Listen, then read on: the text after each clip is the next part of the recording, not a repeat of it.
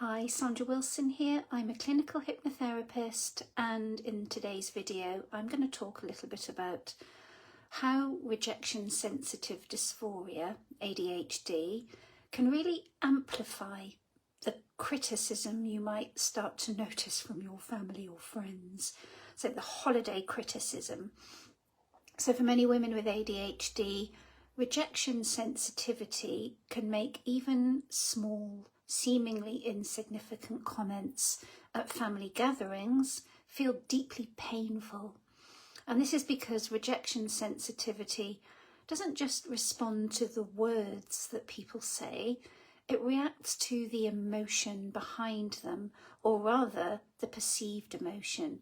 So somebody's tone, your personal history with that person, whether that's your mum or your sibling, or you're even, like a family friend that you've known for a long time, and your own internal pressure to be good or easy or acceptable. So you may start to feel pressure to behave in a certain way around people. So a comment such as, "Oh, you still haven't settled down yet. Are you really going to eat that? Or why don't you join in a little bit more? You're just sitting there sulking." Or "You're so sensitive." Or "Should you really be having that glass of wine? Haven't you had a few already?" Those comments don't always land the way somebody may intend them, though of course some of them are pretty judgy, right? But how can you just treat those kinds of comments like water off a duck's back? Just not take them to heart, especially if you've got quite a loaded history with that family member or that person.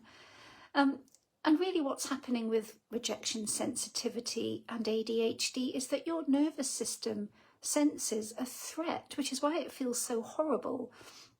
So those comments just feel a lot more deeply wounding than ordinarily they might in a different scenario or from different people. So rejection sensitivity amplifies this level of criticism over Christmas, especially at those parties and family gatherings, because the stakes feel higher. So family gatherings often mean old dynamics, old expectations or current expectations, and unspoken rules. So your body remembers past moments, especially moments when you felt judged, misunderstood or dismissed. And the second reason why RSD amplifies this criticism is because your sensory overload, especially if you're neurodivergent, really weakens your emotional resilience. So noise, lights, loud music, lots of people all bustling around, lots of different conversations going on. I hate that. Lots of different conversations around the table with very loud people. You can't help but being, distracted by those loud voices. ADHD brains just burn through emotional energy super quick. So when your sensory cup is already full, even mild criticism can feel unbearable. And before you know it, you just want to get the heck out of there. And number 3 is rejection sensitivity turns perceived rejection into emotional pain. So if your brain is already at a high level of threat vigilance, it will act instantly, faster than logic, before you even know it. So a tiny comment can feel like a surge of shame, defensiveness, and the urge to get the heck out of there. And finally, people-pleasing, that old favourite. People-pleasing makes criticism feel dangerous. So if you've learned that approval keeps you safe and disapproval, even imagined, feels like a rupture in your relationship, you're going to feel it. So family gatherings can start to feel unsafe, even if you are surrounded by the people you love. I have to have some coffee there.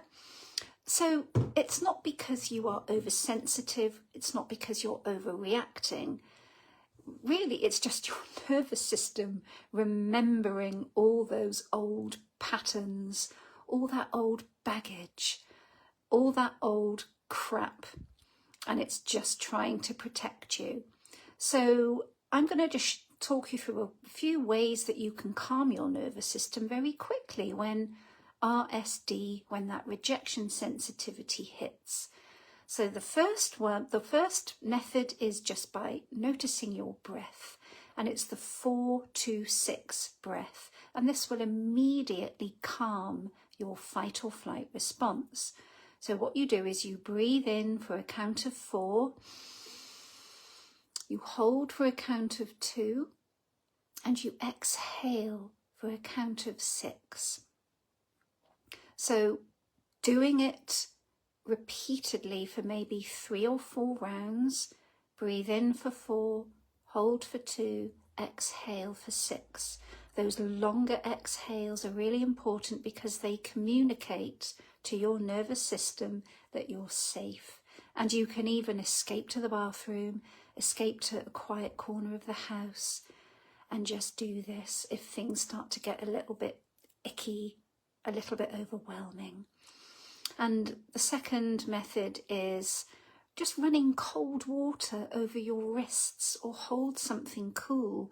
And this basically just helps it's the vagus nerve, it's the long nerve that runs from the brain all the way to the gut.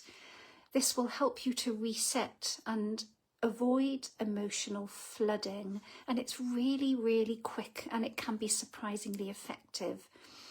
And the third is just to silently whisper to yourself internally, if preferred, that you are grounded, you are safe and supported. So it's just a simple little affirmation that you can maybe do along with breath work. I am safe, I am grounded, I am supported. And this will just feed your brain a little soothing message to help the nervous system to get back to calm. Okay, so, and you can also just say to yourself, this is just my rejection sensitivity. This is RSD. It's a feeling, not a fact. And sometimes when you name it, when you label it, it kind of, it has the effect of distancing you from it, and it can reduce intensity quite rapidly. So you're breathing those lovely affirmations and just repeating, this is not me, this is my rejection sensitivity.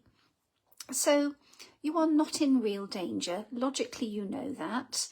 And it's just an old wound being activated, and you can breathe your way through it.